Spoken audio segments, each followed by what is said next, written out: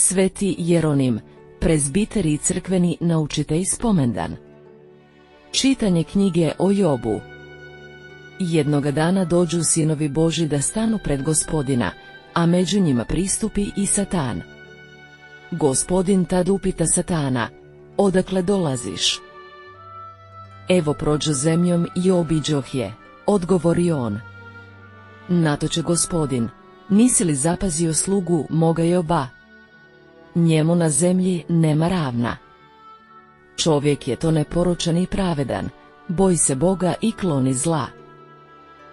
A Satan odgovori Gospodinu: zar se Job uzalud Boga boji? Zar nisi ogradio njega, kuću mu i sav posjed njegov?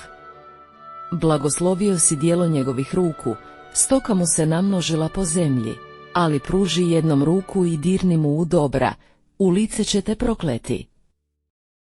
Reče Gospodin Satanu: sa svime što ima radi i što ti drago, samo ruku svoju na nuđerzi ne diži. I Satan ode ispred lica Gospodnjeg.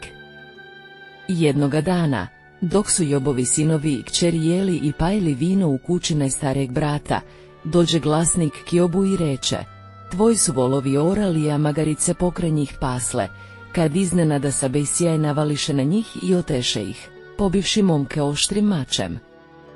Jedini ja utekoh da ti ovo javim.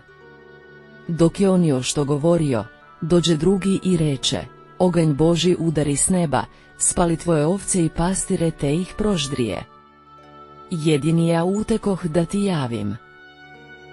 Dok je još govorio, dođe treći i reče: Kaldej sjaj navališe sa 3 na tvoje deve i oteše ih, pobivši momke oštrim mačem.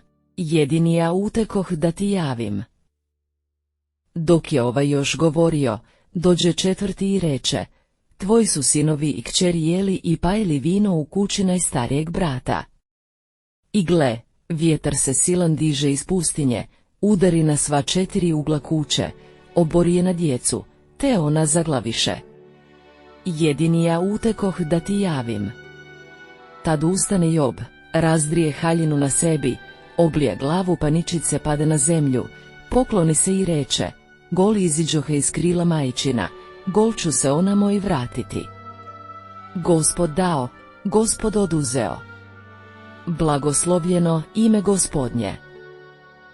Uza sve to, nije sagriješio Job niti je kakvu ludost protiv Boga izustio. Riječ Gospodnja, pripjev. Prikloni mi uho i čuj riječi moje. Počuj, Gospodine pravedni. I vapaj mi poslušaj. Usliši molitvu usta iskrenih. Prikloni mi uho i čuj riječi moje. Od tebe nek mi dođe presuda. Tvoje oči vide što je pravo. Istraži mi srce, pohodi noću.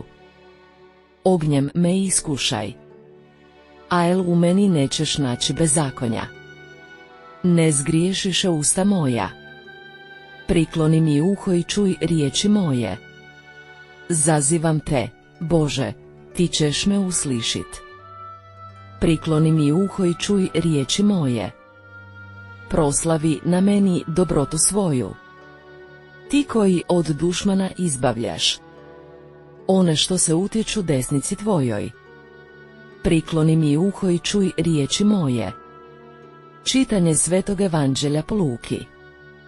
U ono vrijeme, u učenicima se porodi misao tko bi od njih bio najveći. Znajući tu misao njihova srca, uzme Isus dijete, postavi ga uza se i reče im: tko god primi ovo dijete, u moje ime, mene prima. A tko mene prima, prima onoga koji me je poslao. Doista, tko je najmanji među vama svima, taj je velik. Prihvati Ivan i reče: učitelju, vidje smo jednoga koji u tvoje ime izgoni zloduhaje.